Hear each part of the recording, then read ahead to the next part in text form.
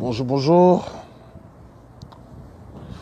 Bonjour à tous les Ivoiriens, à tous les Africains qui me suivent au jour le jour, à tous les membres du FRUA, à tous les résistants à travers l'Afrique, à travers le monde. J'aimerais vous dire bonjour, je suis Yves Ayipo. J'ai décidé de cette prise de parole pour, évidemment, bien entendu, réfléchir sur le procès, la parodie du procès engagé contre Charles Blé Goudé en Côte d'Ivoire. Et puis, faire une vidéo aussi sur le cas Soro Guillaume. Il ne vous aura pas échappé que Soro Guillaume aujourd'hui est en plein crash party. Hein, on va appeler ça de crash party. Dans le monde, récemment il était en Angleterre. Il fait sa petite tournée de crash après l'Espagne. Aujourd'hui c'est l'Angleterre. Il a tenu un certain nombre de propos en réponse à une camarade pro-Gbagbo qui lui a demandé est-ce qu'il est sincère quand il parle de pardon, parce que tantôt il parle de candidature aux élections de 2020, tantôt il parle de pardon. Alors, qu'est-ce qui précède qu'est-ce qui précède l'un et l'autre? C'est-à-dire, est-ce que c'est le pardon qui précède la candidature ou est-ce que c'est la candidature qui précède le pardon? En tout état de cause, le camarade a répondu d'une certaine façon et nous allons essayer de réfléchir là-dessus aujourd'hui. Je voudrais saluer les frères qui se connectent et qui saluent. Sacré Abiali, mes salutations. Georges, mes salutations. Bliraïssa, bonjour. Sam Zepré, Sidi Mohamed, Fils d'Afrique, Lorraine, Audrey, Blaise, bienvenue. Mes salutations à tout le monde. Je voudrais commencer avec le procès à Abidjan. D'abord, nous avons eu la version de Maître Ndri Claver, qui a dit qu'il y avait déjà des problèmes de procédure, des problèmes de forme. Le fait qu'au niveau même de la qualification de l'infraction ou du crime, il y avait problème. Ensuite, pour que eux-mêmes, la défense, puisse présenter un mémoire, et ça a été très compliqué puisque au niveau du timing, ce n'était pas très correct. Donc ils ont dû claquer la porte. Et c'est plein de ces choses-là. Et je crois que c'est le bureau du procureur, notamment le procureur général, qui s'est exprimé aussi dans une vidéo. Lui est passé sur la RTI. Vous voyez que quand le procureur général s'exprime sur l'affaire Charles Blé Goudé, on passe ça sur la RTI. Par contre, quand M. Claver Ndri s'exprime, là, ça ne passe pas sur la RTI. Il faut les réseaux sociaux pour relayer. Et c'est pourquoi je fais des vidéos d'appui et de soutien. Parce que c'est vrai que ça passe comme ça. On voit 2 minutes, 3 minutes, M. Ndri, Maître Ndri s'exprime. Mais il faut venir disséquer dans une vidéo de sorte à ce que nous soyons tous au même niveau d'information. Donc, j'ai dit que Maître Claver s'était exprimé et puis à sa suite, le bureau du procureur s'est exprimé. Ce qu'ils ont dit, c'est que Maître Claver Ndri n'avait pas dit la vérité, en fait. Quand il dit que les documents qu'ils attendaient leur sont parvenus que très tard, il dit que ce n'est pas vrai, puisqu'ils avaient les papiers depuis longtemps. Voilà ce qu'il dit. Donc, il dit que ce n'est pas vrai, ils sont partis pour rien. Ensuite, en ce qui concerne la qualification même du crime, il dit dans tous les cas, nous avons changé. C'est vrai, on avait appelé ça crime contre les prisonniers, de guerre, crime contre les prisonniers de guerre, mais maintenant nous avons appelé ça viol et exécution sommaire, etc., etc. Alors, déjà, ce que je voudrais dire ici, c'est que les arguments du procureur général ne m'ont pas convaincu. Je ne suis pas en train de faire la mauvaise foi. Voilà, je ne suis pas en train de faire la mauvaise foi. Je vais expliquer le long de cette vidéo pourquoi ces arguments ne m'ont pas convaincu. Quand on est juriste et qu'on est procureur, lorsqu'on poursuit quelqu'un, il y a des bases juridiques. Il y a un livre qu'on appelle le Code pénal. Dans le Code pénal, il y a le droit pénal spécial et puis il y a le droit pénal général. Donc le procureur de la République ou le procureur général, avant de lancer même ses mandats d'arrêt, il sait sur quelle base il s'appuie pour poursuivre quelqu'un. Mais ce qui se passe en Côte d'Ivoire, c'est que non. On a déjà poursuivi le monsieur, l'individu, et puis il suffit que l'avocat dise « Ah non, ce que vous... les chefs d'accusation n'existent même pas dans le code pénal. » Il dit « Ah tiens, ah ça n'existe pas dans le code pénal. Bon ok, on va changer. » Et il change la dénomination. Ce qui signifie qu'en fait, le crime contre prisonniers de guerre n'existe pas. Ils ont inventé, et comme on les a attrapés, alors ils ont trouvé d'autres chefs d'accusation, ce qu'ils appellent viol. Ils ne nous montreront jamais une vidéo, une preuve où on voit Blé Goudé en train de violer des femmes. Non. Au moins, on aurait pu dire qu'il a instigé des viols, pardon. Non, ils disent on poursuit Blé Goudé pour viol. Donc, ça, d'un point de vue de la qualification de l'infraction, sachez que moi, je ne peux pas venir vous trouver en tant que, par exemple, supposons que je suis un policier. Je rentre dans votre maison, je vous arrête. Vous êtes en état d'arrestation. Vous me demandez pour quel chef. Je vous dis, vous êtes en état d'arrestation pour, par exemple, braquage. Et puis après, au moment où on arrive au procès, on se rend compte que, ah non, dans ces circonstances-là, on ne parle pas des braquages. Et ce qu'ils font, c'est qu'ils essayent de trouver d'autres choses. Il faut trouver quelque chose pour poursuivre l'individu. Non. Vous avez déjà dit que vous avez estimé que c'était crime de guerre, crime contre les prisonniers de guerre. Pourquoi après, il faut aller encore trouver d'autres dénominations? Donc ça montre la mauvaise foi du côté du procureur de la République. Ça, c'est d'un côté, un point. Le deuxième point, c'est lorsqu'il dit que le papier existait déjà. Bon, ça, je ne veux même pas rentrer dedans puisque je ne travaille pas avec Maître Ndri. Donc, je ne sais pas s'ils avaient déjà les papiers dans leurs archives. Bon, en même temps, j'ai réfléchi, je me dis, mais s'ils avaient ça dans leurs archives, pourquoi c'est à 24 heures du procès, les papiers leur sont parvenus? Mais bon, ça, c'est des questions de bureaucratie, je ne rentre pas dedans. Ce qui m'intéresse encore dans ce sujet, c'est lorsque Maître Ndri dit que vous aviez dit en 2013 que vous n'étiez pas capable de juger Charles Blé Goudé. Vous n'en étiez pas capable. C'est vous-même qui avez dit. C'est comme cela que vous l'avez emmené à la CPI. Aujourd'hui, vous dites que vous en êtes capable. Alors le procureur général dit ah non. Ah non, attention. Nous poursuivons Charles Blé Goudé pour d'autres chefs d'accusation.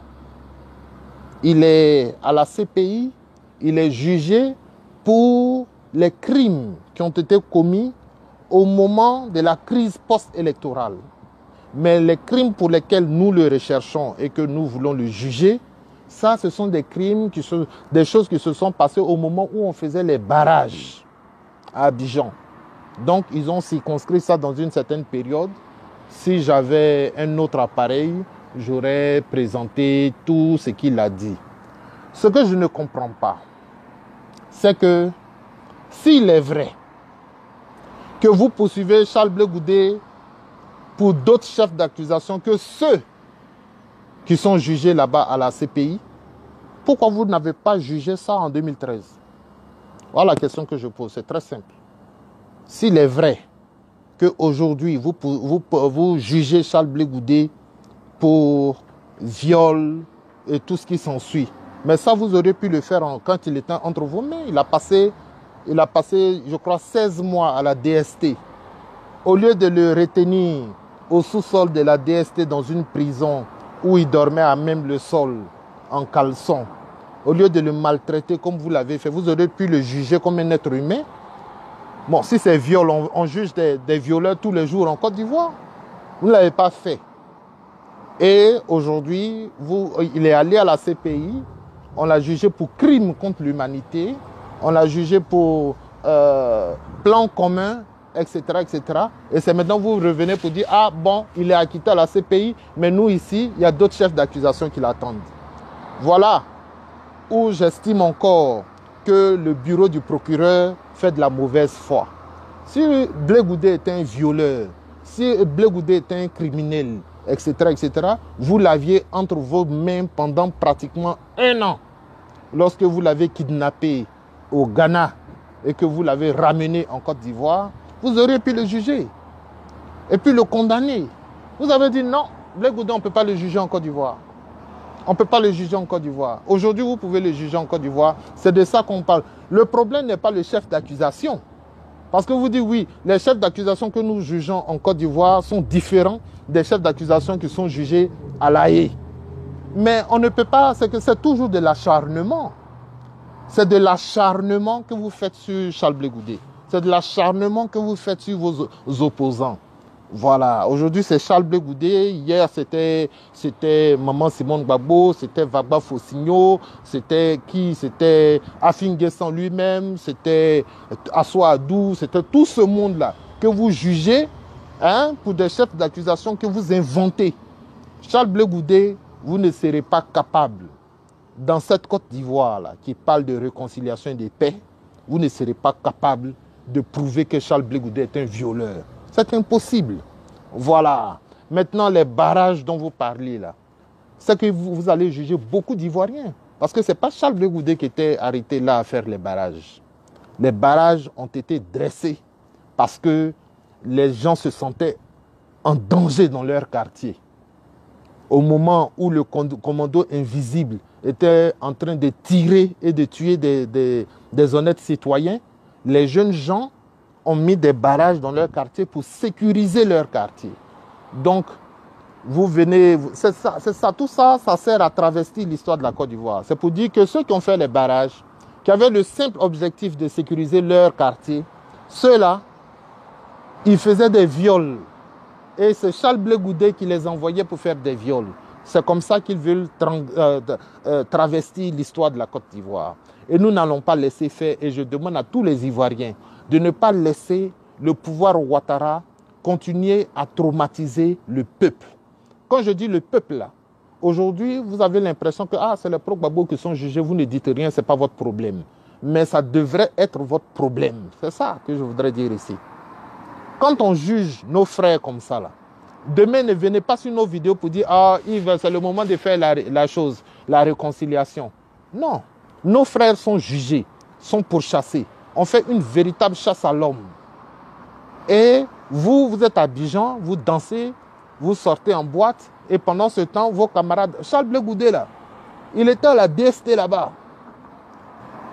On l'a traumatisé à la DST. On l'a traité comme de la merde, comme un chien à la DST. Aujourd'hui, vous dites que maintenant, en 2019, vous êtes capable de le juger. Tu vois? Et si la CPI l'avait condamné alors?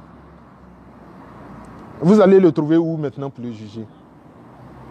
Tu vois, non? C'est là qu'on voit la mauvaise foi, parce que vous avez attendu jusqu'à ce que le juge Kouno prononce l'acquittement de Charles Blé Goudé à La Haye. Et là, maintenant, vous dites que, oui, on doit le juger. Et ça, là, ça m'étonne que les Ivoiriens ne disent rien. Ça m'étonne que les organisations internationales ne disent rien, que la communauté internationale ne dise rien, parce que, franchement, c'est un véritable traumatisme. Et je tenais à le dire. Je ne vais pas trop perdre le temps sur la question de Charles Blé Goudé.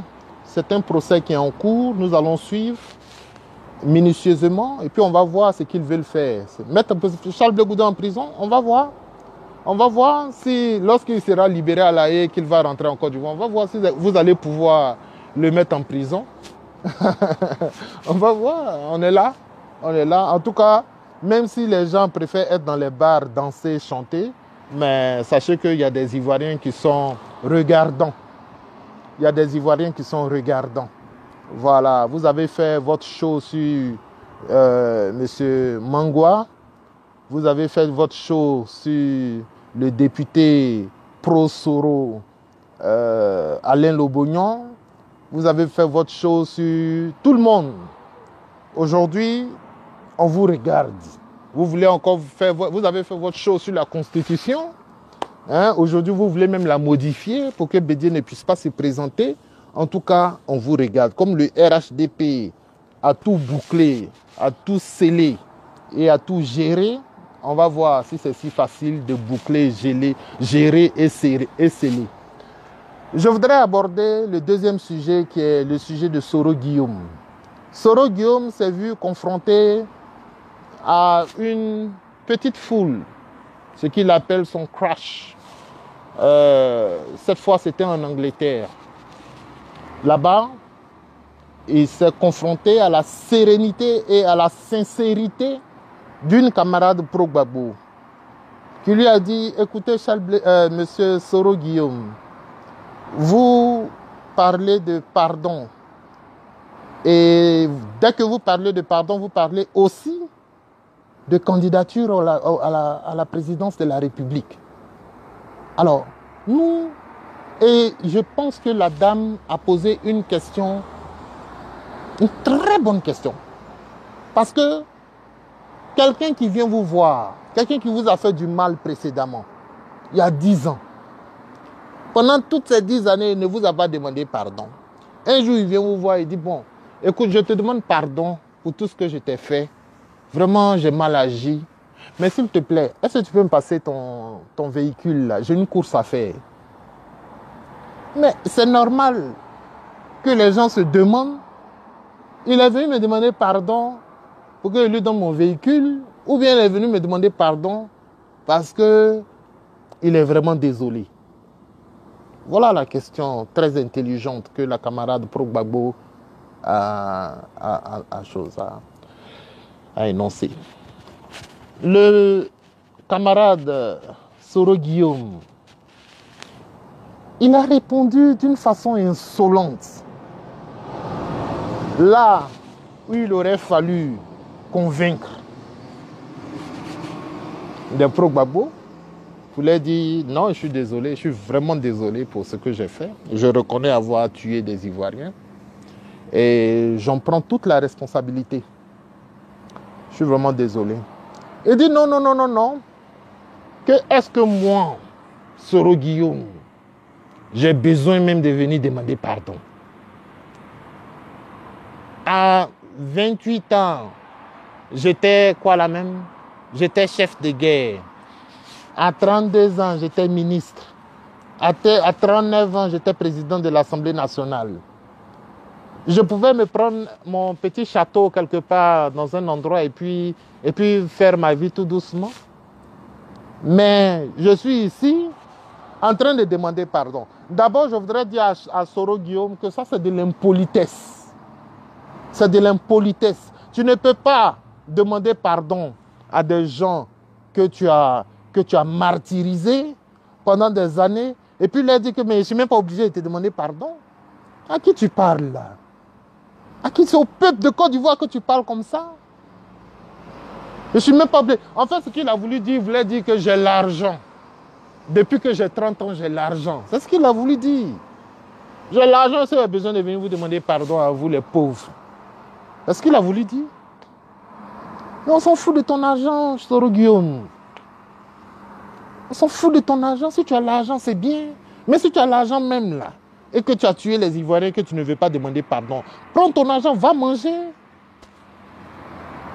Alors ça, ce n'est pas une raison pour te croire.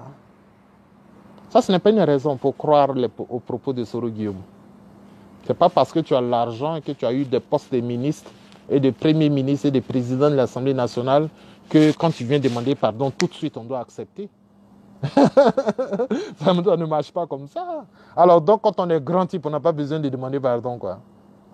Alors, c'est du n'importe quoi. Ensuite, il dit que la première personne à avoir demandé pardon dans ce pays, en Côte d'Ivoire, si vous étudiez l'histoire vraiment, il dit c'est Houphouët-Boigny. Parce qu'il explique une histoire à dormir debout, des histoires des nègres, quoi. Il explique ça, Houphouët avait limogé des gens, et puis après il est venu, il a demandé pardon, on m'avait trompé. Des choses comme ça. Et lui, d'Houphouët, jusqu'aujourd'hui, il est la deuxième personnalité ivoirienne à demander pardon. Bon, d'ailleurs, je voudrais dire à Soro Guillaume que je crois qu'ils se mélangent un peu, ils s'entremêlent un peu les pinceaux. Parce que tu es en train de comparer quelqu'un qui a limogé des gens à quelqu'un qui a tué des gens. Donc le pardon que Houphouët a présenté là, c'est dans un autre contexte politique. C'est autre chose ça. Si c'est ça, il y a beaucoup de gens qui l'ont fait. Beaucoup de gens qui l'ont fait avant toi. Limoger, être déçu après ou bien regretter après, ça, il y en a de façon officielle, il y en a de façon officieuse. Ça existe. Tu n'es pas la deuxième personne, le deuxième homme d'État à demander pardon de cette façon. En tout cas, quand il s'agit de limogeage et de petites choses de ce genre. Mais en ce qui concerne les crimes, il dit que il n'est pas le premier rebelle en Côte d'Ivoire. Il cite la révolte des abbés en plein contexte de colonialisme. La révolte des abbés. Les abbés se révoltent contre un système colonial. Lui, il estime que les abbés sont des rebelles parce qu'il dit que l'administration coloniale les a présentés comme des rebelles. Ça, c'est la première bourde de Soro Guillaume. Il ne faut pas faire ça avec la Côte d'Ivoire. Nos abbés, ça c'est l'histoire de la dignité ivoirienne. Faut même pas, moi un homme comme ça, vous m'envoyez un homme comme ça dans un débat, et puis il sort des conneries comme ça, je vais lui dire à partir d'aujourd'hui, ne m'envoyez plus devant un individu comme ça. Parce qu'il ne faut pas insulter la mémoire des guerriers suprêmes en Côte d'Ivoire.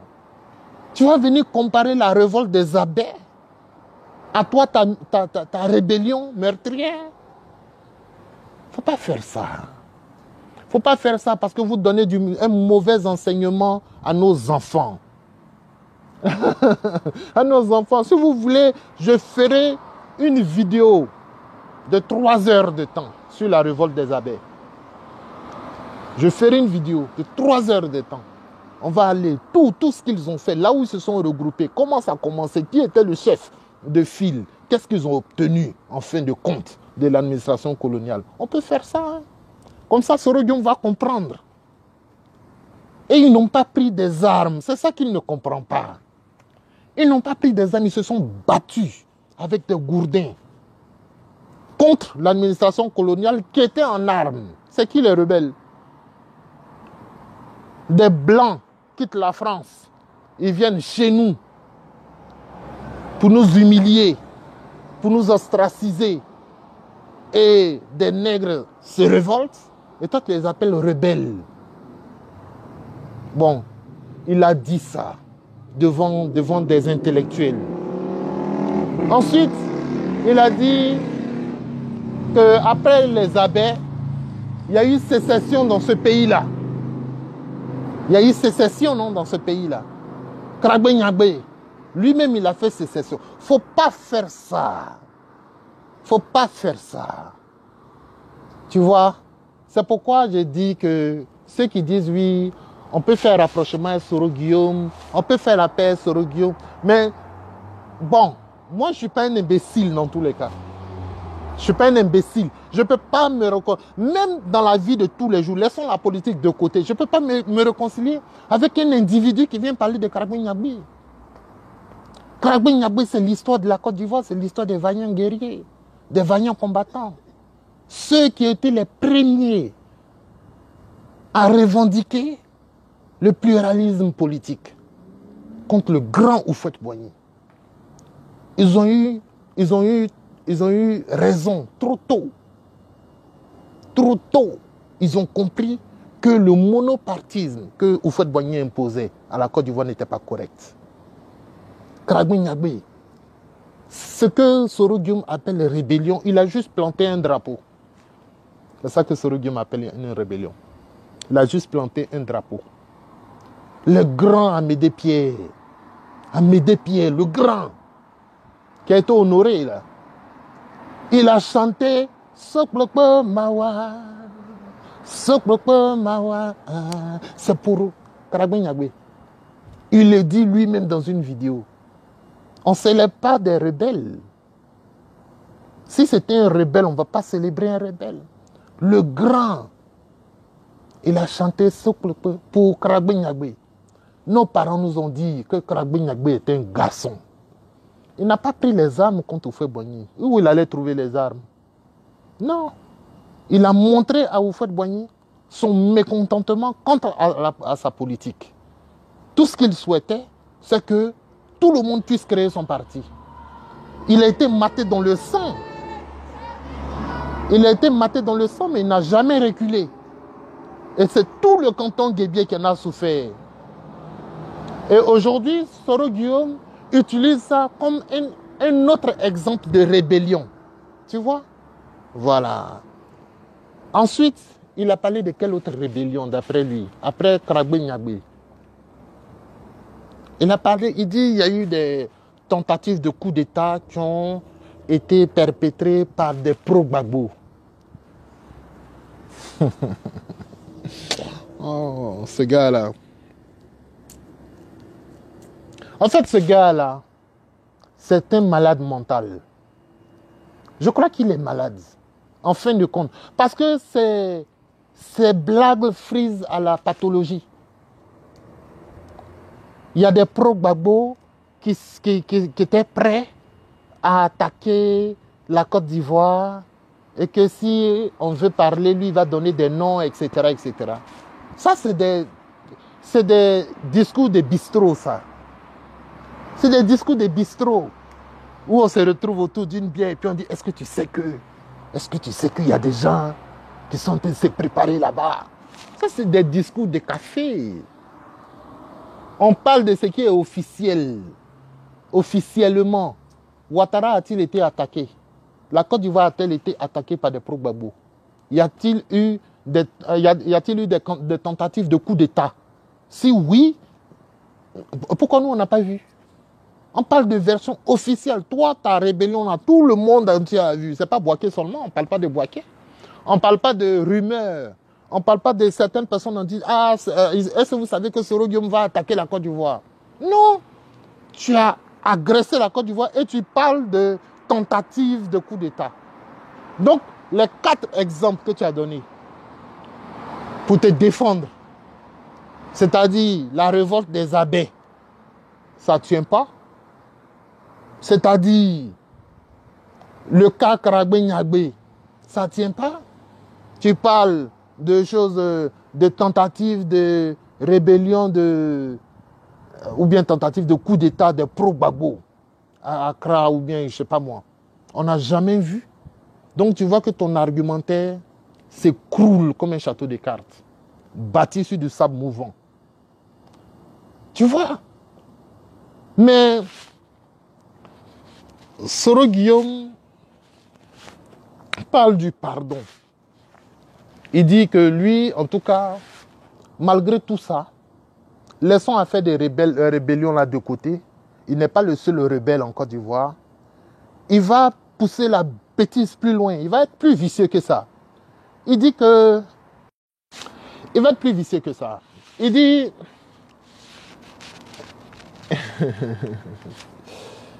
Il dit que...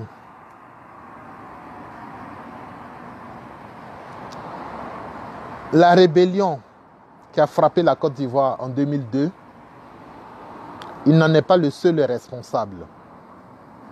Que nous sommes tous responsables de cette rébellion. D'abord, Soro Guillaume, ce que vous devez savoir, vous les soroïstes, c'est qu'en 2002, pendant que certains étaient au Burkina en train de s'apprêter, d'autres étaient en train de voir comment construire des écoles pour les Ivoiriens, comment construire des logements sociaux, comment faire l'école gratuite, comment faire l'AMU, l'assurance maladie universelle. Il y a des gens qui étaient en train de faire un découpage régional, de sorte à ce qu'on ait une administration décentralisée. Ils étaient en train d'organiser la décentralisation. Il y a des gens qui étaient en train d'investir pour que le café, le cacao, l'EVA, etc., donnent à manger aux agriculteurs. Il y a des gens qui étaient en train de penser à décongestionner Abidjan, de sorte à ce qu'on puisse transférer un certain nombre d'institutions à l'autre capitale, c'est-à-dire Yamoussoukro. Ils étaient au travail. Ils n'étaient pas au Burkina Faso en train de s'apprêter. Ils n'étaient pas en train d'investir dans les armes. C'est pourquoi d'ailleurs ça a été si facile pour vous de prendre la moitié du pays. Si Laurent Gbagbo était un monsieur qui était un fanatique des armes, mais quand il arrive au pouvoir, il peut sacrifier 2000 milliards pour l'armement. Il y a des présidents qui le font. Non, le président était dans un programme de société. Quand vous dites qu'on est tous responsables, non, on n'est pas tous responsables. Si on est tous responsables, c'est que nous tous, on était dans votre camp de formation là, au Burkina avec Blaise là. C'est qu'on était là-bas, mais nous, on n'était pas là-bas. On n'était pas là-bas. On n'est pas tous responsables. Il y a des agresseurs et il y a des agressés en Côte d'Ivoire. Quelles que soient les raisons qui vous ont poussé à agresser la Côte d'Ivoire, il y a des agresseurs et des agressés. Ne venez pas tromper les gens. Je vous ai toujours dit, ce n'est pas le fait de répéter un mensonge qui va le transformer en vérité. C'est pourquoi je viens le dire ici haut et fort. Parce que beaucoup de mes camarades n'auront pas le toupet de le dire. Non, je viens le dire ici haut et fort. Tu es le seul, toi et Ouattara, en tout cas votre camp là, avec les Kamisoko, avec les... comment elle s'appelle, Bamba là, sa femme, sa copine avec qui ils font leur crush là. Votre groupe là, c'est vous qui êtes responsable de ce qui s'est passé en Côte d'Ivoire. Ne cherchez pas les responsables ailleurs. Quand vous êtes allé à Marcoussis, est-ce que vous avez dit que Gbagbo Laurent était responsable? Non. Les Accra de Lomé, vous avez dit, nous sommes les rebelles, voilà ce que nous voulons de l'État de Côte d'Ivoire. Est-ce qu'à cette époque, vous vouliez partager les responsabilités? Non. On n'est pas tous responsables, hein, mon frère. Il faut arrêter de faire ça dans tes tournées, là, dans tes campagnes. Quand tu vas parler aux gens, il faut leur dire la vérité. Le président Laurent Gbagbo n'a fait que essayer de trouver des solutions aux problèmes que toi, tu as causés en Côte d'Ivoire. Quand vous braquez des banques, on doit trouver des solutions. Quand vous venez prendre les cités universitaires des étudiants à Bouaké, on doit trouver des solutions. On doit transférer les étudiants à Abidjan, on doit leur trouver des endroits où étudier, on doit leur payer des bourses, on doit faire tout ça dans une université déjà bondée de monde. Voilà les situations que vous avez créées. Laurent Gbagbo a cherché des solutions. Hein? Moi, je me souviens encore comment je suis sorti d'Abidjan. Eh bien, j'avais épargné 50 000 francs. C'est tout ce que j'avais pu épargner. J'avais épargné 50 000 francs à la BHCI. BHCI. Alors, qu'est-ce qui s'est passé? Est-ce que non, c'était à la cible d'abord. J'étais à la cible. 50 000 francs. Et Quand les gens de Soro Guillaume et de IB, les rebelles, ont commencé à tirer et à tuer des gendarmes au Maou, à Bobo, etc., moi j'ai dit, bon, moi je ne suis pas militaire. Moi j'ai la gueule, mais je ne suis pas militaire. J'ai étudié le droit, mais je ne suis pas militaire. Voilà, je peux faire le tour des quartiers, je peux parler aux jeunes, je peux demander aux jeunes de sortir comme je l'ai fait des fois. Je peux participer à des réunions, des meetings de COGEP ou bien des meetings de JFPI, mais je ne peux pas tirer contre IB. Je ne peux pas tirer contre Soro Guillaume. C'est des gens qui font ça depuis 2002. C'est leur métier. Tuer des innocents, c'est leur métier.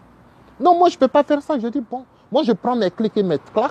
Surtout qu'ils ont déjà annoncé sur les chaînes étrangères que Laurent Gbagbo ne veut pas admettre sa défaite et qu'il n'y a que le langage des armes qu'il comprend. Quand j'ai entendu Afoussiata Bamba dire ça sur France 24, je me suis dit, ok, il est temps pour moi de partir. Parce que je savais qu'après avoir gagné, ils allaient venir piller. Tu vois, non? Piller pour avoir un peu d'argent. Tu vois, quand ils sont allés à la résidence de Laurent Gbagbo, les gens pensent qu'ils sont allés en villégiature. Non, ils sont allés pour voir s'il n'y avait pas des mallettes d'argent et puis eux, ça allait changer leur vie. Parce que c'est comme ça, ils sont tous devenus riches. En tuant des innocents et en volant leurs biens, en pillant leurs maisons. Donc je savais tout ça. Voyez, ce n'est pas aujourd'hui que j'analyse les situations. 10 jours avant qu'on ne prenne le président Laurent Gbagbo, j'ai essayé d'aller prendre mon argent. Le peu d'argent, les 50 000 francs que j'ai mis de côté à la cible, ils ont fermé la cible. Ils ont fermé. Donc là encore, le président Laurent Gbagbo a trouvé solution.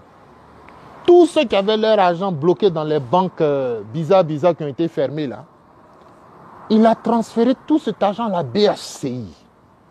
En tout cas, je ne sais pas comment ils se sont arrangés, mais dans la crise là, le président, ils ont fait passer des messages pour dire ceux qui ont leur argent dans les banques qu'ils ont fermées, allez à la BHCI.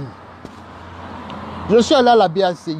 Le lendemain matin, je suis arrivé là-bas vers 7 h parce que je savais que ça ouvrait vers 8 h. Je suis arrivé vers 7 h et j'ai attendu. Mais il y avait déjà un monde fou. C'est-à-dire, je vous parle de moins 200 personnes qui étaient déjà là, qui attendaient pour prendre de l'argent au guichet. Je suis dans le rang, je suis assis là, sous le soleil. Le temps même que les 200 personnes finissent là, ils ont déjà fermé. Je suis obligé de revenir le lendemain. Cette fois, je dis, je ne viens pas à 7 h. Je suis venu à 4 h du matin. Je suis resté là. J'ai pris mon café. Je suis assis dans un petit coin. Je suis les gars. On cause. Et puis, on est au premier rang. Donc, le lendemain, là, dès qu'ils ont ouvert net, je suis le premier, j'ai pris mes 50 000 francs. Dès que je suis parti de là, je suis arrivé à la maison, j'ai pris mes valises. J'ai dit, les gars, allez, portez-vous bien. Beaucoup de courage. Moi, je m'en vais. Avec 50 000 francs, j'ai quitté Abidjan. Et je ne savais même pas où j'allais. Je n'avais aucune destination. Tout ça, c'est à cause des rebelles. C'est à cause de Soro Guillaume, c'est à cause de tes gens. J'ai abandonné ma famille. Je me souviens, j'ai dit, j'ai trouvé mon père là. Il était là au portail. Il dit, mais tu vas où? J'ai dit, je m'en vais à Accra. Il dit, ah, nous on est là. Hein? Je dis, oui. Moi, je sais que la situation va se compliquer. Je le sais, je connais ces gens-là. Je connais, j'ai visionné toutes leurs vidéos. Ceux qu'aujourd'hui vous appelez forces républicaines et tout, moi je les connais. Il dit, bon, nous, c'est que si nous on est là. Si tu veux partir, il faut partir. C'est comme ça que je suis parti. Je suis parti, j'ai pris car comme ça pour arriver à Accra. Je suis arrivé à Accra, il était pratiquement 2 h, 3 h du matin. C'est un chauffeur de taxi, le chauffeur de taxi là, que j'ai arrêté là. Il dit, tu vas où? Il dit, je ne sais pas où je m'en vais. Avec mes 2 valises, je ne sais pas où je m'en vais. Il dit, bon, tu es Ivoirien, non? Il dit, je connais un Ivoirien ici. Je connais un Ivoirien. Ils ont un immeuble quelque part vers Achimota là-bas. Là. Il a dit, si tu le connais, pardon, il faut me donner son numéro, je l'ai appelé. Il a appelé le gars, il était dans un gasoil même. Il était dans gasoil. Et puis il me dit, frère, tu es ivoirien? Il dit, ouais, je suis ivoirien. Il dit, bon, il faut venir me trouver dans tel coin, il faut dire au chauffeur de te déposer là. Quand j'arrivais à Accra, peut-être il me restait peut-être 10 000 francs, 20 000 francs en poche. C'est tout. Et puis je suis arrivé à Accra. Je suis arrivé, j'ai déposé mes 2 grosses valises là devant le bar. Le gars est dedans, il est en train de boire. Moi, je suis dehors, je l'attends. En plein 3 h du matin. Frère, on a fait tout ça à cause de Soro Guillaume. Tu ne peux pas détruire la vie des gens, changer la vie des gens, et puis venir dire oui, que toi, tu as tellement d'argent que demander pardon, là, c'est un privilège même que les Ivoiriens ont. En fait, c'est ce qu'il a voulu dire. On a même le privilège d'écouter les excuses de Soro Guillaume le richissime. Frère, ton argent, à nous, on s'en fout. Nous, on a été dans des situations où on n'a pas eu l'argent et puis on vit, on survit. On a survécu, frère. Ton argent, on s'en fiche. Quand Blé Goudé était à La Haye, là, est-ce qu'il avait la chose? Quand il était en prison, vous l'avez déshabillé, là. Est-ce qu'il avait l'argent? Mais aujourd'hui, il est vivant, non? Il est en costume, non? Est-ce que quand tu le mettais là-bas, tu savais qu'un jour, tu allais voir Blé Goudé en costume encore? Interviewé par France 24, interviewé par TV. Tu savais pas? Tu savais pas? Tu pensais que c'était foutu? Vous avez même fait des déclarations pour dire on va faire quoi là? On va vider le FPI de sa substance. Des choses de ce genre. Donc moi, quand je me suis retrouvé à Accra comme ça là, dans un groupe d'individus que je connaissais ni d'Avadon ni d'Ève, des Ivoiriens. Après là, j'ai fait seulement 2 ou 3 jours là-bas, maximum 1 semaine. Après, ils sont allés me chercher. J'ai fait 1 an en tant que réfugié au Ghana. Voilà. Ça, ce n'est pas la responsabilité de Laurent Gbagbo. Voilà. Il y a des écervelés qui disent que oui, Laurent Gbagbo n'a pas su protéger ou bien... Tous les procès que vous faites à Laurent Gbagbo, là, un jour, vous allez vous rendre compte que vous êtes des piètres menteurs. C'est tout. On ne peut pas agresser quelqu'un et puis venir lui faire un procès de il n'a pas su défendre la Côte d'Ivoire. Ça, c'est du n'importe quoi, ça. Nous, là, nous les pro-Gbagbo, là, les pro-Gbagbo avertis, les pro-Gbagbo qui comprennent la crise en Côte d'Ivoire, ils se laissent plus distraits par cela. Et c'est pourquoi le juge Kouno nous a rejoints dans le combat. Le juge Kouno, là, à l'heure où je vous parle, le juge Kouno, il est gore. Je vous ai dit ça. Il est gore, il a compris. Ils ont tenté de lui envoyer des choses, des vidéos. Non, Laurent Gbagbo a bombardé des femmes à Bobo. Il a vu toutes les vidéos, il a tout vu. Hein, les vidéos de à chacun son blanc, devant ses maïs. En tout cas, il a tout vu, mais malgré ça, il dit que Gbagbo est innocent. Ça là, ça ne vous fait pas quelque chose? Quand toi-même, Soro Guillaume, aujourd'hui, là, tu parles de Ouattara dans tes tournées de crash et puis tu dis que Laurent Gbagbo a été déclaré innocent à l'AI. Tu n'as pas honte sur toi-même. C'est pas toi qui l'as envoyé là-bas.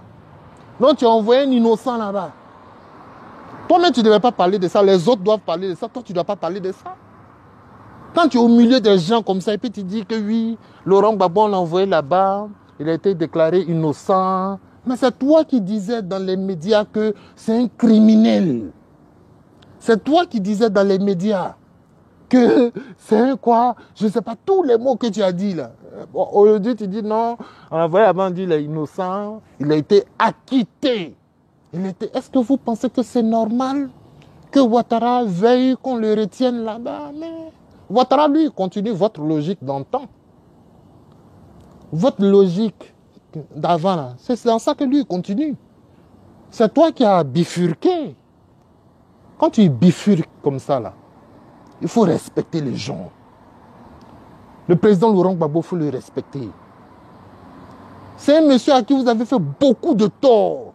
Et vous voulez vous mettre au même niveau que lui. Personne en Côte d'Ivoire ne peut être au niveau de Laurent Gbagbo. Personne. Et je ne parle pas d'argent, je ne parle pas d'intelligence, je ne parle pas je parle au niveau de la morale. Au niveau de tout ce que ce monsieur a subi. Vous ne pouvez pas vous mettre à... Vous pouvez pas vous... Non, vous ne pouvez pas vous comparer. Le fait de vous comparer à Laurent Gbagbo, vous nous insultez, nous. Vous nous insultez. Quand toi, Soro Guillaume, tu dis nous sommes tous responsables, tu te compares à Laurent Gbagbo, vous n'êtes pas comparable. Vous n'êtes pas comparable. Un monsieur qui forme un gouvernement, qui prend les meilleurs. Afin Guessan faisait partie des meilleurs, oui, ça je le reconnais. Même si nous combattons Afin Guessan faisait partie des meilleurs. Jeunes, dynamiques, intelligents, ingénieurs. Il le prend, il fait Premier ministre. Bogadoudou, avocat, connaisseur de l'administration ivoirienne. Il le prend, même ministre de l'Intérieur. Lida Kwasi, connaisseur de l'armée. Il connaît, il a fait les études en matière de stratégie militaire. Il connaît, c'est l'un des meilleurs spécialistes dans son domaine, dans toute la Côte d'Ivoire. L'un des meilleurs. Il le prend, il le met ministre de la Défense, etc., etc. Bon, comme je ne veux pas parler même de Mamadou Koulibaly, je ne veux même pas parler de Bon Boabré, je ne parle pas de tout ça. Il prend les meilleurs. Parce qu'il veut faire un travail sérieux, il veut faire un travail pour la Côte d'Ivoire. Vous partez prendre des maigrichons, des enfants affamés, dans des ghettos, qui sont accros à la drogue. Vous les prenez, vous leur donnez un peu d'argent, vous leur donnez un peu d'armes, vous leur dites allez attaquer. Et vous voulez vous mettre au même niveau que Laurent Gbagbo. Mais c'est incroyable ça. C'est incroyable. Moi, je n'ai jamais vu ça de toute ma vie. Alors, c'est avec Soro Guillaume qu'on voit ça. Donc, moi, les gens écrivent, il faut laisser, pardonne. Moi, je ne peux pas pardonner à quelqu'un qui s'exprime de cette façon. Soro Guillaume doit reconnaître que lui et Ouattara sont les plaies de la politique en Côte d'Ivoire. Ils ont fait des erreurs, ils demandent pardon, il n'y a pas de problème. Mais la façon dont ils demandent pardon, en essayant de blâmer le président Laurent Gbagbo, en essayant de le culpabiliser un petit peu, moi je ne rentre pas dedans. Je ne rentre pas dans ça. Hein? C'est comme si moi je vous ai fait du tort et le jour où je viens m'excuser, il dit, dans tous les cas, toi-même tu l'as cherché, hein? Tu l'as cherché, hein? Mais c'est pour ça qu'il t'a giflé. Mais en tout cas, excuse-moi. Toi, tu vas accepter ça? Tu vas accepter ça? Ah, il n'a qu'à aller faire ses crash parties là-bas, il dit les milliardaires. Ça se voit que tu es milliardaire. Ça se voit que tu as engrangé beaucoup d'argent. Ça se voit. Et tu n'as pas besoin de le dire. Moi, en tant que Premier ministre, moi, c'est moi qui ai sauvé comment il s'appelle? Désiré Tagro. Tu as sauvé quel Désiré Tagro? Avant de dire que tu as dépêché Désiré Tagro à l'hôpital, il faut dire qui a tiré sur lui. Parce que l'histoire que Laurent Gbagbo a racontée devant la CPI, et Laurent Gbagbo, c'est un monsieur qui ne peut pas mentir, ok? Donc Laurent Gbagbo a dit qu'il était en train de discuter avec Désiré Tagro. Il lui a demandé de sortir avec un mouchoir blanc. Il est sorti avec le mouchoir blanc, ils ont tiré sur lui. Donc avant de venir dire que c'est mon médecin personnel qui a envoyé Désiré Tagro, mais qui a tiré sur lui? Ce ne sont pas tes hommes. Ce ne sont pas tes hommes. Voilà comment tu fuis tes responsabilités. Il fuit ses responsabilités tous les jours. Tous les jours, il fuit ses responsabilités. Moi, je ne comprends pas des nègres de ce genre. Ce sont tes hommes qui ont abattu Désiré Tagro. Donc, même si vous avez eu pitié, parce que vous avez eu peur que ce meurtre-là soit de votre responsabilité, donc tu t'es dépêché pour dire, ah, envoyez-le à l'hôpital, mais ça n'enlève rien. Ça n'enlève rien au caractère criminel de ton équipe. Est-ce que vous voyez un peu? Partagez la vidéo pour moi, s'il vous plaît. Partagez pour que des soroïstes voient ça. Parce que j'ai vu encore que dès que Soro Guillaume a fini son affaire, son perroquet là, du monsieur Franklin Nyamsi, lui aussi, il allait faire une vidéo là-bas pour répéter les mêmes choses, que c'est vrai que Laurent Gbagbo était mauvais et qu'il jouissait d'une illégitimité en 2000, des choses comme ça. Bon, c'est des choses qu'ils disent devant des caméras et comme ils ont des gros titres, c'est pourquoi souvent ils se mettent en veste, en costume, parce qu'ils pensent que c'est la meilleure façon d'influencer les nègres. Voilà, ils se mettent en costume pour influencer les nègres. Parce que quand les nègres voient costume, cravate, tout de suite là, ils se disent, ah, ce qu'il dit là, ça doit être important. Moi, même si je me mettais en costume, cravate dans un bureau, tout je suis en train de dire tout ce que je dis là, on a près de 4000 connectés ici. Parce que c'est costume, cravate qui intéresse les gens. Ce n'est pas la vérité. Mais moi, je dis ici qu'aucun individu du RDR ne peut démolir mes arguments. Vous ne pouvez pas vous comparer au président Laurent Gbagbo quand il s'agit de responsabilités criminelles en Côte d'Ivoire. Vous ne pouvez pas. Voilà. Donc, Désiré Tagro, là, c'est Soro Guillaume. Ibé, là, tu lui dis que tu n'étais pas au pays. Bon, tu n'étais pas au pays. Est-ce que tu n'avais pas des hommes au pays? Est-ce que tes rebelles n'étaient pas au pays? Ceux qui ont mené l'opération contre Ibé, là, ce ne sont pas tes hommes. C'est ce qu'il faut dire. Voilà, il ne dit pas ça encore. Ensuite, sur une chaîne de télé, on lui demande l'affaire de la déstabilisation. La déstabilisation du Burkina Faso. On lui dit, mais monsieur Soro Guillaume, c'est votre voix qu'on a entendue là-bas. Il dit, il rit d'abord, pour se moquer un peu de toute l'Afrique. Pour se moquer un peu de tous les Ivoiriens, parce que vous êtes président de l'Assemblée nationale et il sera un jour marqué dans l'histoire de l'Afrique que la Côte d'Ivoire a tenté de déstabiliser le Burkina Faso. Parce que c'est comme ça que ça reste dans l'histoire. Dans 20 ans, dans 50 ans, dans 60 ans, les Burkinabés, certains enfants burkinabés vont nous regarder, vont dire c'est ceux-là qui ont tenté de déstabiliser la transition en Côte d'Ivoire. Ils ne sauront pas que Soro Guillaume était un rebelle né. Ils ne sauront pas. Ils vont penser que c'était la Côte d'Ivoire. Tu vois. Donc, il est clair. Il est important de tirer ça au clair. C'est Soro Guillaume, je ne sais pas s'il était appuyé de Ouattara, qui a tenté de déstabiliser la transition au Burkina Faso. Mais quand on lui pose la question sur un plateau TV, voilà ce qu'il dit. Il rigole un petit peu. Et puis il dit, cette affaire a été réglée de façon diplomatique, donc je n'en parle pas. Ah bon? Mais est-ce que vous écoutez la gravité de ces propos-là? Des écoutes où on t'entend dire, tu attaques au nord. Quand ils se regroupent là-bas, tu attaques au sud. Des interviews, des écoutes où on t'entend dire que Ibé là, et puis Désiré Tagro là, si on ne les avait pas supprimés, est-ce que tu penses que la Côte d'Ivoire allait être tranquille comme aujourd'hui? Des écoutes où tu parles du père des gens, des parents des gens. Tu parles des autorités de la Côte d'Ivoire. Tu menaces de tuer, tu menaces de déstabiliser. Tu dis, oh, ça a été géré diplomatiquement. Vous voyez comment ces gens en cravate là se foutent de nous. Vous voyez, c'est pourquoi moi je ne porte pas de cravate. C'est pourquoi moi je ne porte pas, je mets même mon chapeau comme ça en arrière même. Ils vont m'écouter quand même. Je mets mes boucles d'oreilles. Comme ça, Soro Guillaume va m'appeler rebelle aussi. Il va dire, il n'est pas le seul rebelle. Est-ce qu'Iva Hippo, c'était pas un rebelle, il portait son chapeau en arrière, non? Puisque tout le monde est pareil que lui. Tout le monde est rebelle. Voilà des choses.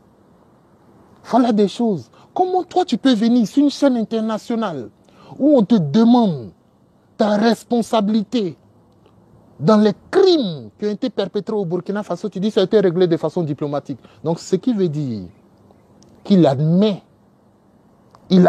avoir fait ça. Mais ça a été géré diplomatiquement. Mais je vais vous dire pourquoi il a répondu comme ça. Parce que c'est pourquoi vous êtes ici. Vous n'êtes pas ici pour écouter des cris. Vous êtes ici pour écouter des analyses. Il a fait ça. Il a répondu comme ça. Parce que c'est un dossier qu'il a mis au frais. C'est un dossier qu'il a mis au frais. Dans quelques mois, il va dire qu'il a sponsorisé pour faire ce qu'il a fait au Burkina. C'est pourquoi il a dit, pour l'instant, je n'en parle pas, ça a été réglé diplomatiquement. Mais qui a réglé ça diplomatiquement? C'est Ouattara. C'est Ouattara seul qui peut régler ça diplomatiquement. Il suffit d'appeler Roch Kaboré et puis dire que, bon, écoutez, laissez tomber cette histoire de Soro Guillaume, etc. Il avait fait ça à l'époque. Le dossier a ressurgi. C'est pourquoi Soro ne veut pas en parler pour l'instant, parce qu'il sait qu'il y a d'autres vérités qui viennent après. S'il dit non, j'assume toute la responsabilité, ou bien s'il dit non, ce n'est pas moi, il ne peut pas revenir encore dans 6 mois pour dire ah, c'était Ouattara au Burkina. Il ne peut pas faire ça. Donc, il préfère garder ce dossier. Il dit non, il n'en parle pas pour l'instant. Voyez, vous des gens comme ça, vous avez déjà entendu le nom de Laurent Gbagbo dans un autre pays?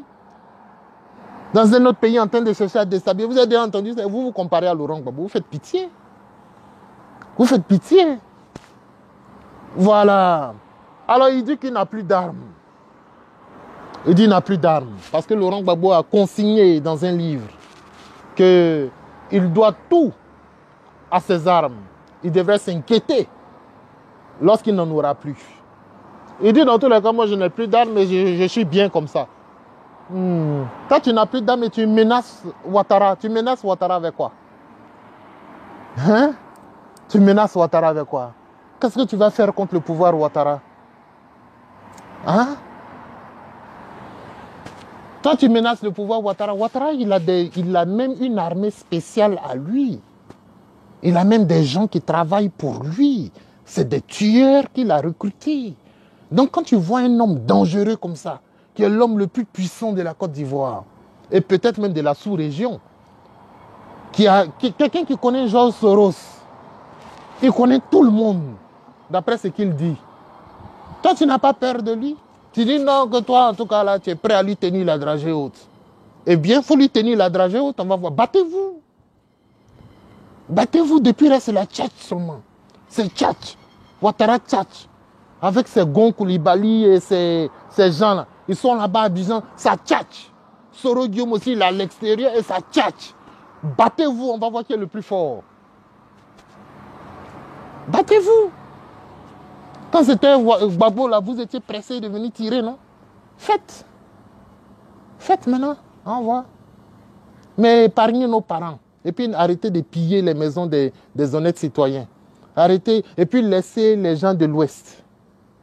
Laissez les gens de l'Ouest. Vous avez déjà trop tué là-bas. Il y a des villages qui ont disparu. Cette fois, n'allez pas à Diokwe, etc. Allez vous-même dans vos QG là.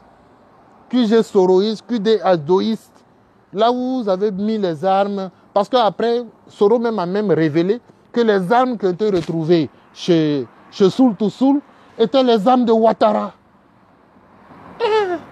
Dieu, vous nous faites peur en Côte d'Ivoire. Hein? Vous nous faites peur. Donc vous êtes dangereux. Vous êtes dangereux. Voilà, c'est important de le souligner. Ces messieurs-là sont dangereux. Et ils veulent se comparer à Laurent Gbagbo, un homme de paix. Un homme de paix, un homme de réconciliation. Un homme qui n'a jamais voulu acheter un fusil contre son propre frère. Un homme qui n'a jamais fait ça. Alors, il n'a jamais fait ça. J'ai fini avec Soro.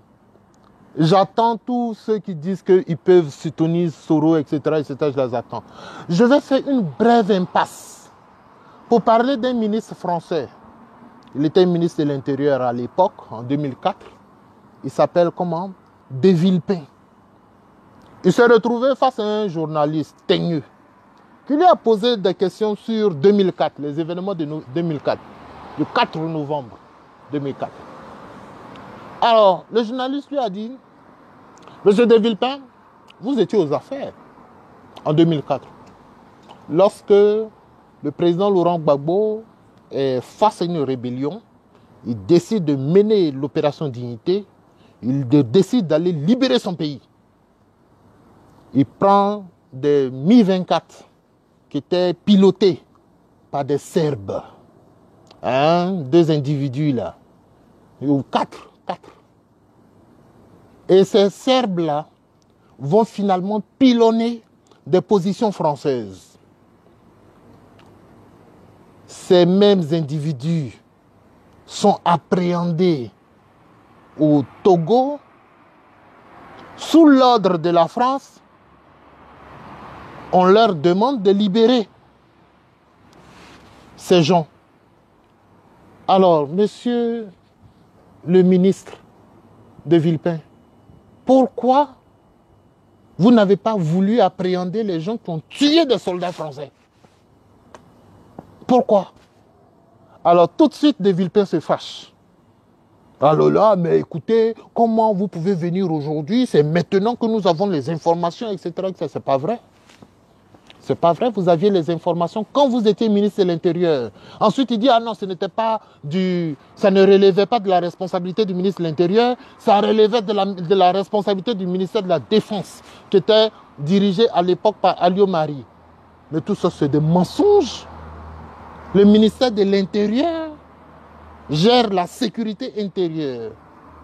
Alors, lorsque des soldats français sont abattus, ça relève de la sécurité intérieure aussi. Alors, il dit non, que lui, il n'avait pas ces informations-là. Non! Voilà des gens qui ont échappé aux mailles de la justice. Voilà des gens, les De Villepin, les Alliot Marie, le général Poncé et tout ce monde-là.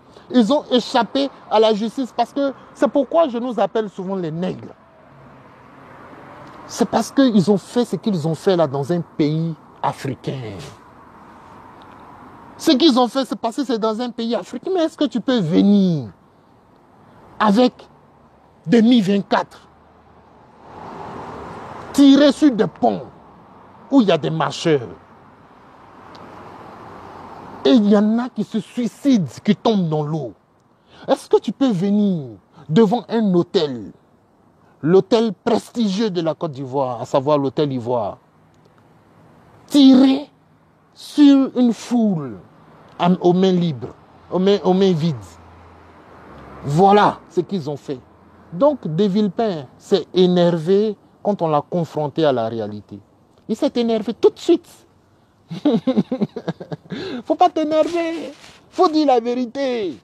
Qu'est-ce qui s'est passé? Pourquoi ce dossier-là, jusqu'aujourd'hui, on ne peut pas mettre la main sur celui qui a dit libérer les soldats serbes qui ont bombardé les camps français? C'est quand même important, non? C'est important pour la France. Les Français doivent savoir qui a tué leurs ressortissants. Non, jusqu'aujourd'hui, personne ne sait qui a tué les ressortissants. Et ils font des cérémonies où Jacques Chirac est sapé. Et puis il vient là pour dire, ah, on est venu rendre hommage à nos hommes qui sont tombés au combat. Voyez, c'est à nous les nègres seulement on peut faire ça. Toutes les scènes théâtrales, c'est sur l'Afrique. C'est l'Afrique seulement. Ils ne peuvent pas faire ça ailleurs. C'est pourquoi, quand tu prends Vladimir Poutine, il a un discours dur quand il s'agit de la France. Il a un discours dur. Il ne s'amuse pas. Parce qu'avec eux, là, il faut avoir un discours dur. Les gens disent que Yves Aïpo, c'est un radical. Que je suis trop radical.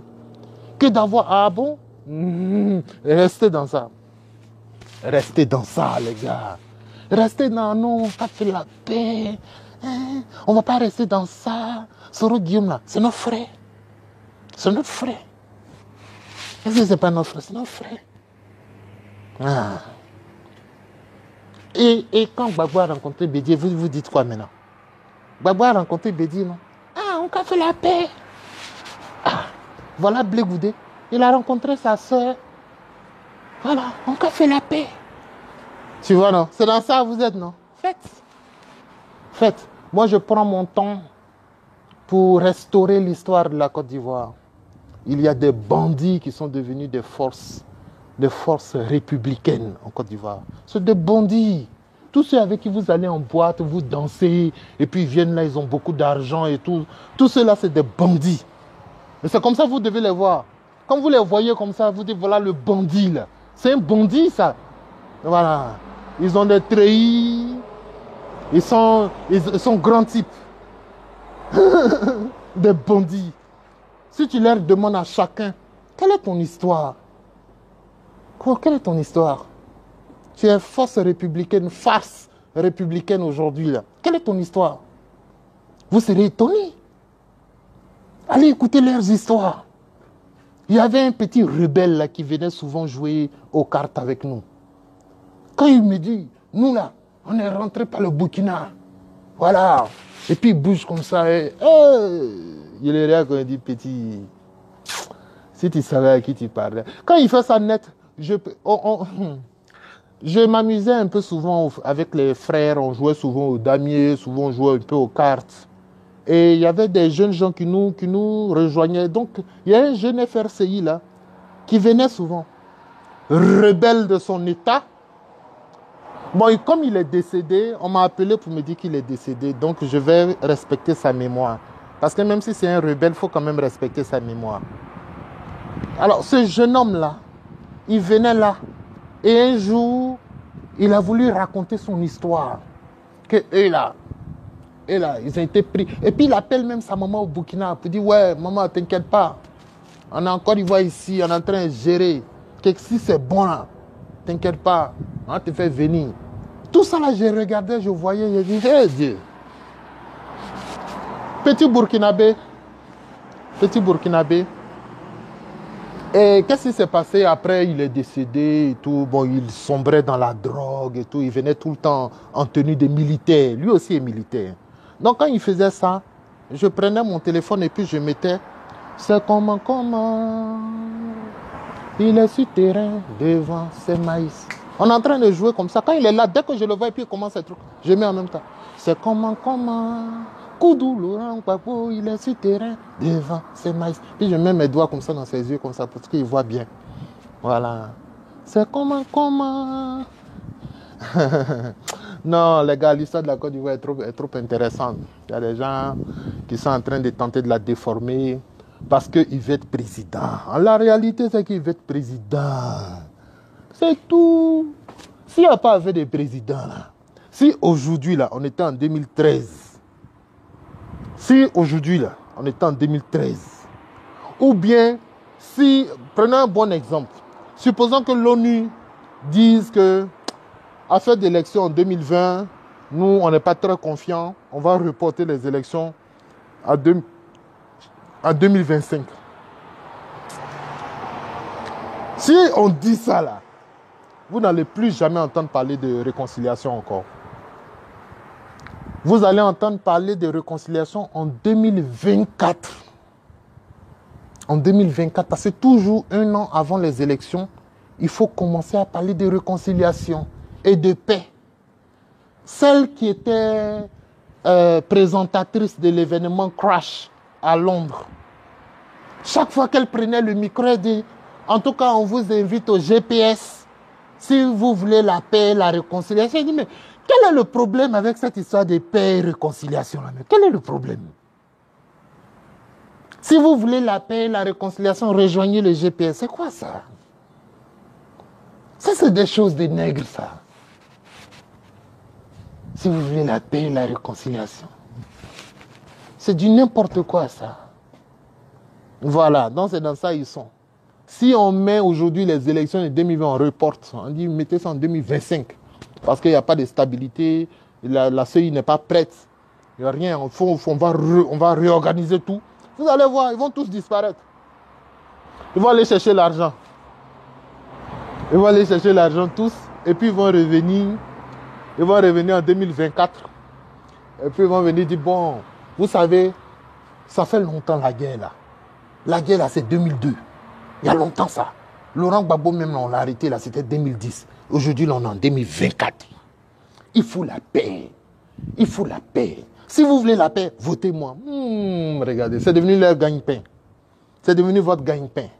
Faites des choses sincères pour les Ivoiriens. Dites des choses sincères pour les Ivoiriens. Approchez les Ivoiriens.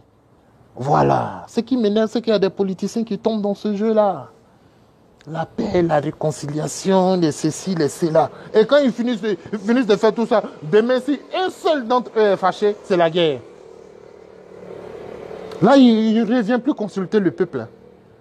Le peuple à qui il a parlé de paix et de réconciliation, il ne vient plus le consulter. Hein. Lui seul, il est fâché, il fait la guerre. Il active ses hommes. Allez, allez, on attaque en haut là-bas. Et puis quand ils sont fâchés, on attaque en bas. C'est comme ça, c'est un seul individu qui décide ça. Et c'est des millions d'Ivoiriens qui sont des déplacés de guerre. Quand je suis arrivé à Accra, je vais vous donner encore une anecdote. C'est la toute dernière et après ça, je vais vous laisser. Je suis arrivé à Accra. Une fois, j'ai décidé d'aller prendre un pot dans un bar. J'étais assis là comme ça. J'ai commandé quelque chose. Et puis, je vois 2 Ivoiriennes rentrer. Il y en a une qui me faisait un peu les yeux doux et tout. Et puis, elle a fini finalement, elle a fini par s'approcher. Elle me dit, bonjour, ça va? Bon, elle a dit en ghanéen d'abord. Elle a dit en anglais. Quelque chose, hello, Charlie, quelque chose comme ça. Et je lui ai dit, mais toi, tu es ivoirienne, non? Elle me dit, oui, je suis ivoirienne. Comment tu sais? Elle me dit, je te connais à Abidjan. Je te connais à Abidjan. Ça, elle m'a regardé. Et puis, il me dit, Ives, tu fais quoi ici à Accra? Je dis, ah, tu vois, c'est à la faveur de la guerre des rebelles. Les rebelles, Nafissatou, comment elle s'appelle? J'oublie toujours son nom, Nafissatou Bamba ou bien quoi, là, je ne sais pas. Et puis Soro, et puis Watao, les rebelles, là. C'est quand ils ont fait les choses que je suis venu à Accra. Il lui a dit ça comme ça. Elle dit, ah, ok, moi-même, là, je suis bêté, moi-même, je suis pro-Gbagbo. Que c'est dans cette affaire-là que moi-même, je suis venu à Accra. Il dit, ah bon? Donc, tu fais quoi? Elle dit, ah non, je suis juste venu prendre un pot. Bon, comme elle a vu que je suis ivoirien et que je la connais même depuis Abidjan, une jeune fille qui était bien dans un bon quartier à Abidjan, bien là. Bon, quand elle a vu ça, tout de suite, elle m'a fait les au revoir et puis elle est allée s'installer au bar là-bas avec sa copine. Elles sont là-bas et je les vois aguicher les gens. Je les vois là en train de tenter de séduire les gens. Je dis, ah, j'ai compris. Alors, elles sont devenues putes. Hein? Elles sont devenues putes à Accra. Nos sœurs là, ivoiriennes. Moi-même j'ai vu comme ça de mes yeux. Ma propre camarade. Bon, les petites camarades du quartier, dans tous les cas, je ne parle pas avec tout le monde. Mais c'est qu'elles su, voilà. Elles sont devenues putes là-bas à Accra. Donc, c'est ça le problème. Quand Soro ne sait pas le mal qu'il a fait, donc jusqu'aujourd'hui, hein, de bonne foi, il ne sait pas. De bonne foi, il ne sait pas. Ça veut dire qu'il ne sait pas la réalité de ce qu'on appelle réfugiés politiques. Il ne sait pas. Il n'a jamais été à Accra. Il n'a jamais été sur le camp des Malédjo, sur le camp des Djokrom, sur le camp des Fandenta, sur le camp d'Ampé. Il y a des camps. Il y a des camps au Bénin. Il n'a jamais vu les milliers d'Ivoiriens, des enfants qui sont nés sur des camps, des enfants qui n'ont pas de chaussures. Moi, j'ai vu tout ça de mes yeux. Puisque j'ai organisé une campagne, j'ai même offert 200 chaussures sur les camps. Moi-même qui n'ai pas de cravate et qui n'ai plus d'argent au demeurant. Je n'ai plus d'argent, mais j'ai acheté 200 chaussures que j'ai distribuées à 200 familles sur les camps des réfugiés. Ce que Soro Guillaume n'a jamais fait. Donc, moi-même, je suis mieux que Soro Guillaume. Moi qui suis ici. Je suis allé sur un petit camp où il y avait à peu près 29 personnes. C'était des Ivoiriens, des jeunes gens. Eux, en fait, ce sont des étudiants. On appelle ça Malédjo. Je suis allé à Malédjo là-bas. J'ai réuni les jeunes là. J'ai dit, bon, allez, on va payer des sacs de riz. On a payé les sacs de riz. Ils disent ils veulent huile. On a payé huile. Ils disent ils veulent les pâtes. J'ai payé les pâtes. J'ai payé tout. J'ai déposé comme ça. Quand j'ai fini là, ils sont venus. Eux tous, ils étaient autour de moi. Ils ont fait photo. Il n'y a pas quelqu'un qui m'a donné l'argent. Soro Guillaume ne m'a pas donné l'argent. Gbagbo ne m'a pas donné l'argent. Personne ne m'a donné l'argent pour ça. J'ai travaillé ici en Australie et je suis allé là-bas. Voilà. Soro Guillaume n'a pas fait ça. Il n'a pas fait ça. Quand il va se promener à Paris, quand est-ce qu'il a rencontré les artistes ivoiriens? Il faut rencontrer, il y a des artistes, Gadi Seli, Maman Annie Tchele, On a des mamans là, hein, qui sont là-bas. Il faut les réunir, il faut leur dire vraiment pardon. C'est à cause de moi, on vous a chassé de la Côte d'Ivoire. Vous ne pouvez plus rentrer. Mais vous savez le discours qu'ils tiennent. Ils disent, oh, mais le fils de Gbagbo même en Côte d'Ivoire, pourquoi ils sont dehors? Voilà le discours qu'ils tiennent. Inintelligemment. Ils disent, le fils de Gbagbo même, lui-même il est en Côte d'Ivoire. Et puis vous êtes dehors. C'est que vous avez envie de rester dehors, oubliant que le fils de Gbagbo a déjà été emprisonné là-bas. Oubliant qu'il a déjà été tabassé. C'est parce que Annie Tchele n'a pas voulu être emprisonnée. Elle n'a pas voulu être tabassée. C'est pourquoi elle est sortie. C'est pourquoi François Kensi est sorti. C'est pourquoi Serge Kassi est sorti. C'est pourquoi le camarade, en tout cas tous nos camarades là sont sortis parce qu'ils n'ont pas voulu être emprisonnés. Et ce qu'ils craignent, c'est que quand ils vont revenir, est-ce qu'on ne va pas faire un rétro-pédalage pour dire « Ah, vous aviez fait des choses ici en Côte d'Ivoire avant de partir. » Et les prendre, créer des procès. Tu vois? Donc les gens nous mettent dans des débats saugrenus. Hein? Même Assoua Adou, même qui est secrétaire général du parti de Gbagbo, il est en Côte d'Ivoire, non? Oubliant que lui-même a été emprisonné. Il y a des nègres qui ont dit, même Simon Gbagbo à Abidjan là-bas, qui la touche. Oubliant que Simon Gbagbo même a été emprisonné. Donc toutes ces personnes que vous citez là ont déjà subi. Ceux qui sont partis en exil n'ont pas envie de subir ça. Ils ont peur. Et tant qu'on ne les rassure pas, ils ne rentreront pas. Et ce n'est pas avec ce genre de discours-là que vous allez rassurer nos camarades. Voilà, c'est tout. Même moi-même, Yves Aïpo, là, moi, je n'ai pas peur. Moi, il peut rentrer en Côte d'Ivoire. Voilà, je sais qu'on va me créer des problèmes. Oh non, ça c'est sûr. C'est sûr et certain qu'ils vont me créer des problèmes. Mais tous les jours, ils me disent, il faut rentrer, il n'y a rien, on va rien te faire. Il faut rentrer, ils ne vont rien te faire.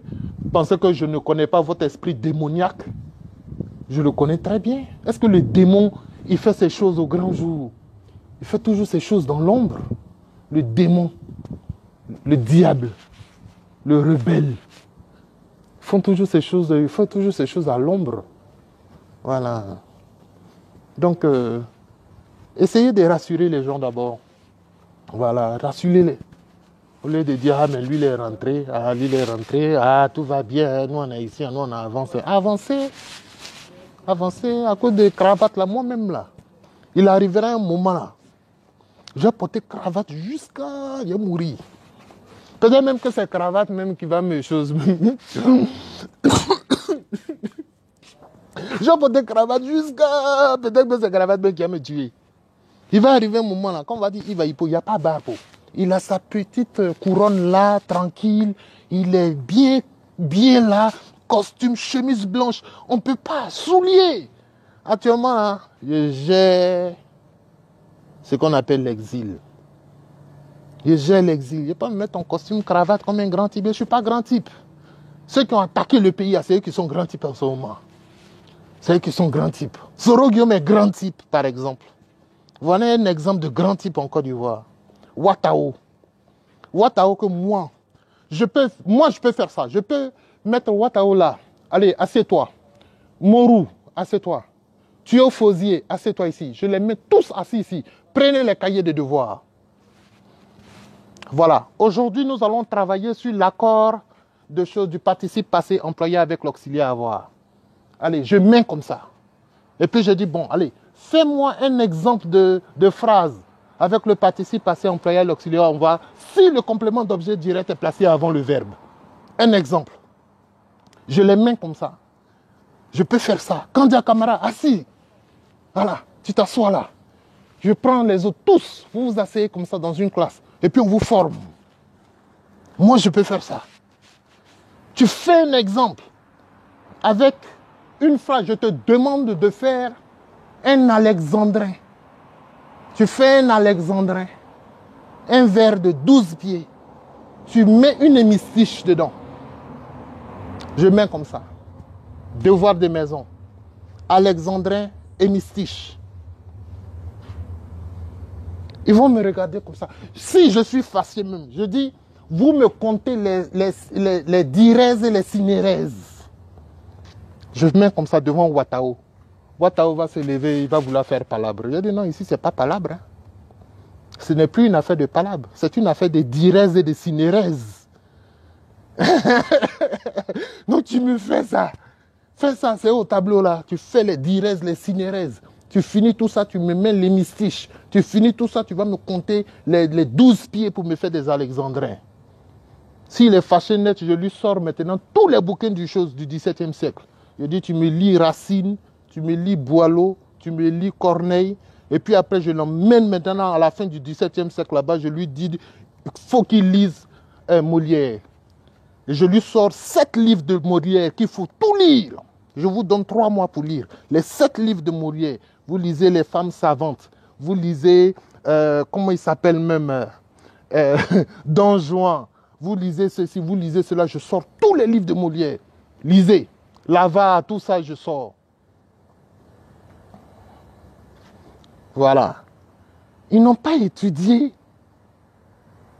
Mais comme c'était des brigands, ils sont devenus des autorités en Côte d'Ivoire. Mais moi, je ne cherche pas à porter cravate comme Ouattao, comme Soro. Soro dit, lui, il parle l'anglais. Soro qui est là, que vous voyez là, le nègre. Il dit, il parle anglais, que lui, il a une licence d'anglais. Qu'il parle anglais, que si on le met là, il fait anglais avec n'importe qui. Toi, ce que tu parles là, c'est anglais, ça. Non, mais ces gens-là se foutent de la Côte d'Ivoire, c'est pas possible. C'est pas possible. Moi, je respecte, j'ai aucun respect pour ces gens-là. Ça, je vous le dis tout clair, je le dis comme je le pense. Je n'ai aucun respect. J'ai pas de respect pour Alassane. Les gens disent oui, il faut respecter le président. Je parle le président de la République devant moi. Devant moi, il n'est pas président de la République, c'est un rebelle, chef rebelle. Voilà, il faut respecter quand même M. Soro Guillaume, c'est quand même une autorité. Quelle autorité? Respectez-le. Est-ce que moi je vous ai empêché de le respecter? Respectez-le. Ça veut dire que vous-même, vous n'avez pas de respect pour vous-même. Vous n'avez pas de respect pour votre pays. Vous n'avez pas de respect pour votre constitution. Vous n'avez pas de respect pour vos institutions. Si pour vous, un homme comme Ouattao, comme ça, c'est une institution, c'est que vous n'avez pas de respect pour vous-même. Moi, j'ai trop de respect pour ma propre personne. Je ne peux pas dire que Soro Guillaume représente une institution. Je connais son histoire. On ne devient pas président de l'Assemblée nationale par les armes. Voilà. Ils ne respectent pas leurs institutions, les nègres. Ils ne respectent pas. Donc, je dis, je vais le combattre vivement. Et dès que le président Laurent Gbagbo va faire une association avec lui, sans consulter le peuple, je vais rendre le tablier. Je vais faire comme lui-même. Il a rendu le tabouret, d'après lui, hein, parce que les gens ne savent pas parler français. Il dit, je rends le tabouret. On ne dit pas rendre le tabouret, on dit rendre le tablier. On ne dit pas rendre le tabouret. Il dit, je rends le tabouret pour aller chercher le fauteuil. Ce sera beaucoup plus confortable. On ne dit pas rendre le tabouret même. Ça n'existe pas. On dit rendre le tablier. Voilà. Donc moi, si Gbagbo Laurent fait alliance avec Soro Guillaume un jour, sans consulter le peuple, je vais rendre le tabouret pour faire comme Soro. Je vais rendre le tabouret. Il dit, ah, merci, allez. Merci pour le combat. Ça a été un moment passionnant. Ça m'a permis de me sentir vivant en Australie, dans ce monde pourri, dans ce monde mort. En tout cas, je me suis senti revivre. Mais c'est fini maintenant. Comme Laurent Gbagbo a trahi le combat. Bon, je ne vais pas dire ça comme ça. Attention, il ne faut pas dire ça. Si tu dis Laurent Gbagbo a trahi le combat, c'est fini. Tu as beaucoup de problèmes. Donc, je vais rien dire même. Je ne vais rien dire. Je vais juste partir. Je ne veux pas aller au RDR. Je vais juste partir. Ça veut dire que la politique n'est pas faite pour moi. C'est tout. Ça veut dire que la politique n'est pas faite pour moi. Si Laurent Gbagbo s'allie un jour à Soro Guillaume, ça veut dire que la politique n'est pas faite pour moi. Parce que j'ai donné les conditions ici. Voilà. Et je suis bien placé pour donner les conditions. Pourquoi je suis bien placé? Pas parce que je suis meilleur analyste que beaucoup d'entre eux. Et je parle du camp Ouattara. Et je parle du camp de Soro Guillaume. Je suis meilleur analyste que beaucoup d'entre eux. Voilà. Et j'ai une connaissance parfaite de la grammaire.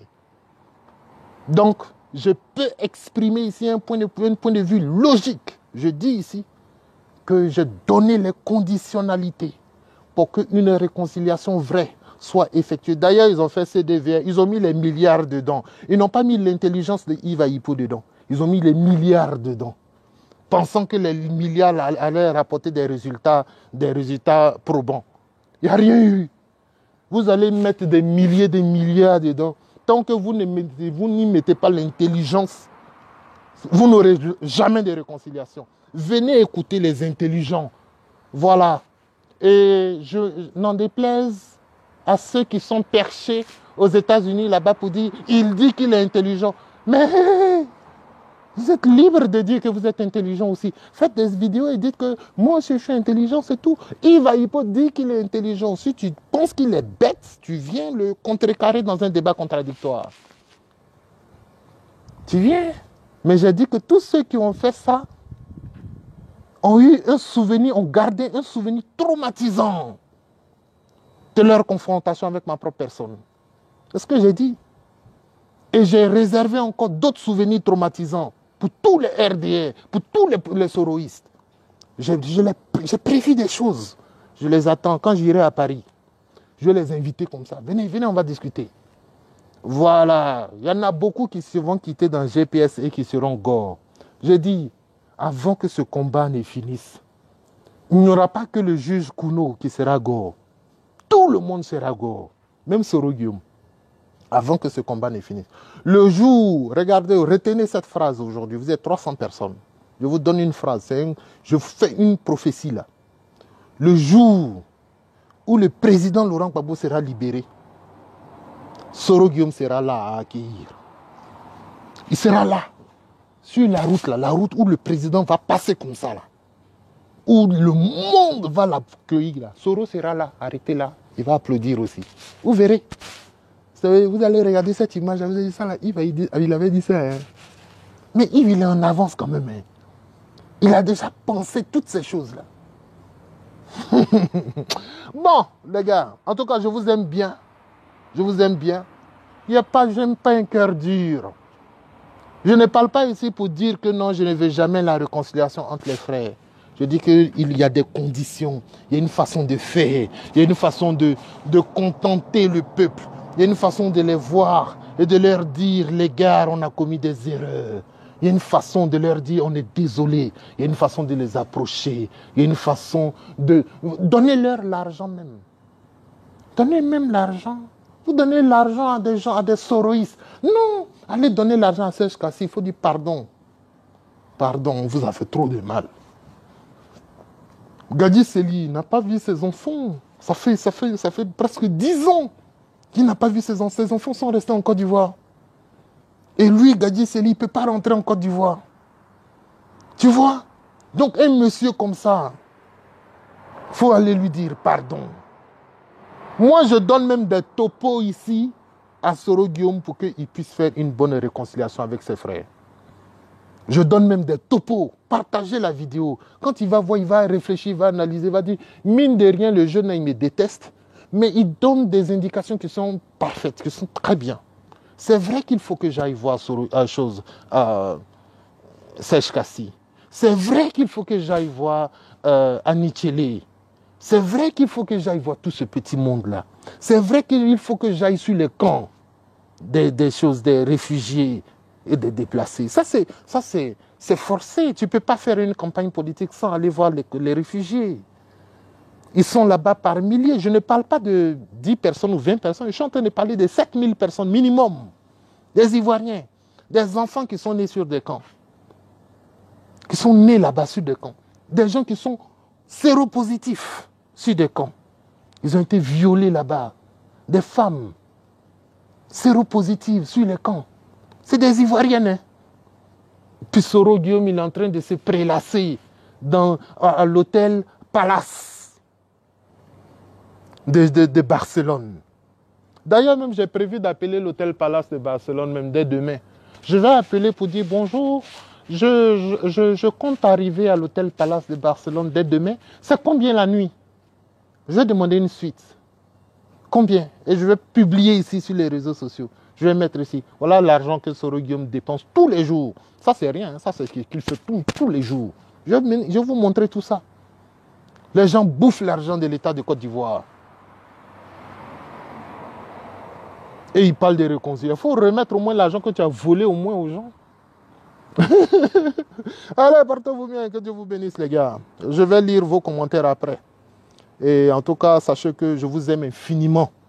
Et restons dans le combat, restons forts, restons sereins. Et puis restons soudés. Voilà, je ne fais pas par la Goudé. Ceux qui ont dit qu'il fait par la Goudé, j'ai dit non. J'ai dit, rapprochement sur le Guillaume, il faut s'en méfier. Même si c'est salutation, même si c'est une histoire de fraterniser, tout ça, il faut s'en méfier parce que c'est un monsieur dangereux. Oh, ma position, c'est une position inchangeable. C'est une position inchangeable. Voilà. Il faut s'en méfier. Voilà ce que je dis. Je ne fais pas parler avec ce Goudé. Seuls des gens intelligents peuvent comprendre ça. Voilà. Mais si je dis, je peux dire des gens intelligents. Tu vois, non? Mais si je mets intelligent, d'abord, je vais dire des intelligentes gens. Des intelligentes gens. Ça, là, quand je vais dire ça à Ouattara, il va me dire, mais pourquoi?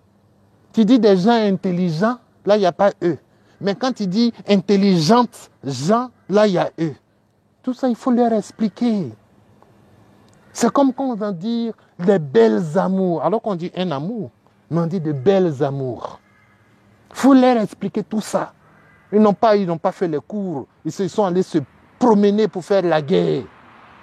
Alors, vous êtes des rebelles, je vous ai tous vus à Boaké là-bas. Je vous ai tous vus, vous étiez là-bas. Vous avez attaqué la Côte d'Ivoire.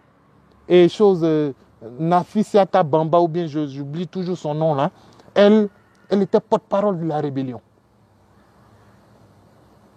Porte-parole de la rébellion. Allez. Donc si vous m'aimez, laissez un like, s'il vous plaît. Laissez un like. Si vous voulez que je revienne encore demain pour faire encore d'autres analyses. Voilà, parce que je dois parler de tout petit. Tout petit a des problèmes avec le RDA. Tout petit que vous connaissez là. Johnny Pacheco du MPA, le grand mouvement progressiste africain. C'est un mouvement progressiste africain. Voilà, qui progresse en argent. Il a beaucoup de problèmes d'argent. Il y en a qui disent on a donné 2000, il y en a qui disent on a donné 1000, il y en a qui disent c'est 800 qui ont été transférés. Bon, il y a plein de problèmes d'argent. Donc il faut que je vienne décortiquer ça. Si vous voulez me voir demain à décortiquer ça, il faut laisser des likes. Voilà. Je vous aime infiniment et puis soyez bénis au nom puissant de Jésus-Christ de Nazareth. Parce que c'est lui seul qui va restaurer la Côte d'Ivoire. Portez-vous bien, que Dieu vous bénisse, à très bientôt.